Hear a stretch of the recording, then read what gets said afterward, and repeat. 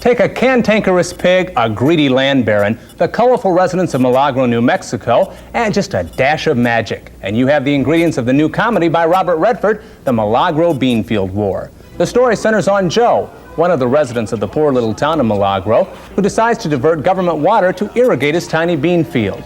Oh, it's a small act, but this simple act of defiance is enough to set a whole series of events in motion. You see, that greedy land baron I mentioned is bringing a huge development into the area. So far, the poor townspeople have been letting it happen. But unbeknownst to them, this new land development will drive up taxes and force the townsfolk to leave. Well, what happens next is a mixture of myth, magic, and the movies. Joe's defiance brings the residents together to fight the development, and at the same time, it showcases the charming little town of Milagro and its people. There's a huge ensemble cast featured in the film. Probably the only well-known face is Christopher Walken as a bad guy lawman.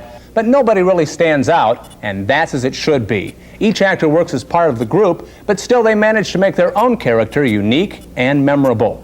The film was directed by Robert Redford. Sorry, ladies, he's not in the film. This is his first directing effort since he won an Oscar for Ordinary People.